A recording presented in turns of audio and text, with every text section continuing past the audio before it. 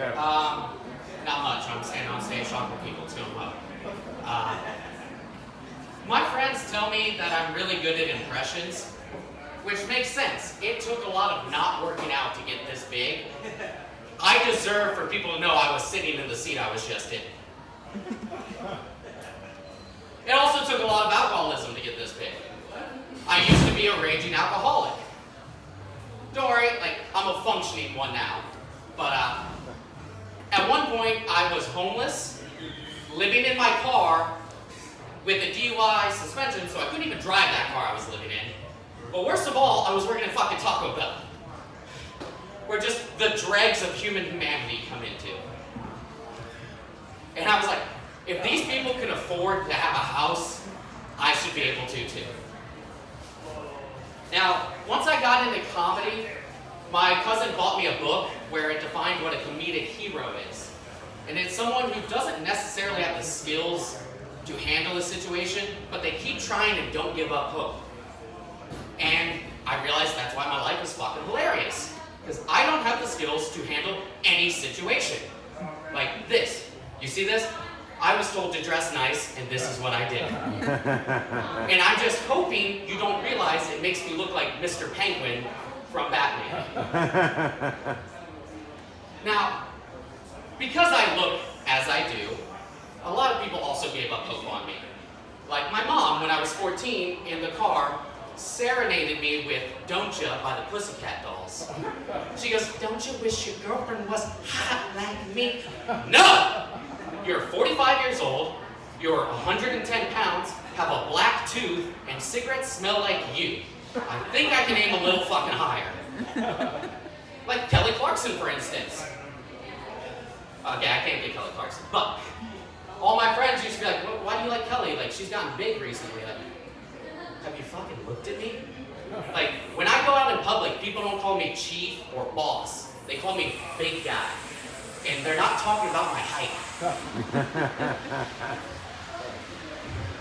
Now, although I am insanely bad at talking to girls, well, not although, because of, my friends used to get a little worried. And I get it, I have a lot of effeminate mannerisms and my voice sounds like it does. So they used to always ask me, hey Blake, are you a virgin by choice or... Yeah, it's by choice, not mine. A lot of people are choosing no. Not my choice. I've had some of the best letdowns in history. First time I asked a girl out, she said, well, this other guy that I've liked for a while just started talking to me, so if that works out, I'll date you. I don't have much self-esteem, but a little more than that, so I moved on. Then a girl told me, don't worry, I won't tell anyone you like me. That was fun. Like someone else was a big one. And then my favorite one of all, after my mom's funeral, the girl I was absolutely in love with is hugging me and tells me, I love you so much, I can't wait to be married so you can be the best man. I didn't even ask you out! And my taint is holding my heart right now! What the hell? But I couldn't say that because I loved her, so I just went with it. Now, because of all this, I never really understood this don't hate the player, hate the game. I don't hate either. I just would like it to not be an NPC, non-playable character. When I talk to someone, like I'm like, hey, how you doing? That was a good joke. I don't like that. Happens way too much. Now, as far as the game's concerned, I have tried. One night, I was in my bed, and I decided I was thirsty, wanted to get a water, and there was a drunk girl sleeping on my couch. And I figured, hey man, you got a king-size bed. If you can't get a girl to cuddle with you in that, you got no fucking chance. So I talked myself up and was like, all right, if she wakes up when you get the water, you're gonna ask her to come cuddle. That's it, innocent. I get my water, tiptoe. I actually don't want to wake her up. Tiptoe, get my water, get all the way back to my bedroom, and I hear her get up and go, Blake, is that you? So I turn around and go the fuck to sleep. I went to shoot my shot and I ended up with an unforced turnover, which is basically how my life has gone. Now, earlier in the night, I did set it up really well because she was doing that classic drunk white girl thing where she has to signal how ugly she is when she's not ugly. And she's like, oh, I'm so ugly. And I grabbed her by the shoulders, I shook her a little bit to make my point. You're not ugly. You're aggressively average looking. Not ugly. Now, all of this, don't get me wrong, I have had sex. Not a lot, but it has happened.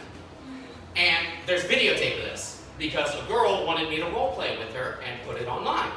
And I've always wanted to be an actor, so I figured, why not? Let's give it a shot. The problem is, she wanted me to be Shaq. And I don't know if you can tell, but I don't have much in common with Shaq, other than we both have a good bald head, we both suck at free throw shooting, and in our athletic primes, we weighed over 300 pounds. And he's a way better dancer than me. Like, I'm sure he's got moves in the bedroom I can't do, because he can dance with the Jabberwockies on stage and look okay. And the only thing I can do is the stanky leg. And that's only because that's how my knee stands after a game of basketball. And now I put in some work to try and be like Shaq. Like I crossed my I's and dotted my T's. And she put no effort in, so the video ended up being a real like page 8 material. You're only finding this if you're desperate and you're like, fuck it, I'm just gonna click on this dude with the O'Neal jersey. But some people have watched it, and I know this because in the comments section, I have a move. It's called the showstopper, and it's when during sex I stop and catch my breath. And I'm not sure if the girls like it, but I don't leave the room unsatisfied. You know, embarrassed and feeling like less of a man, yes, but not unsatisfied. But, so someone commented, they time-stamped every time I did the showstopper, which I'm not going to say how many times it was in that 3-minute video, but it was a lot. But what really hurt was the 37-second timestamp. That was rough. One time I walked in on my roommate when he was meditating, and he was a weird dude, like into psychedelics and meditation, because those go hand in hand.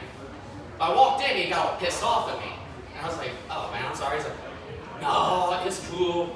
It's just, you know, now I'm all like cottage cheese inside. And I'm like, cottage cheese? He's like, yeah, you know, like I was trying to center myself and got interrupted. So, like, it's not centered and I'm all curdled up. Dude, I don't know what drugs or large curd you got going on inside of you, but you got it. You've meditated enough. The internet is a weird place. It will make you take sides you never imagined you would take in life. Like, I never thought I would be Team IBS over Team Crohn's.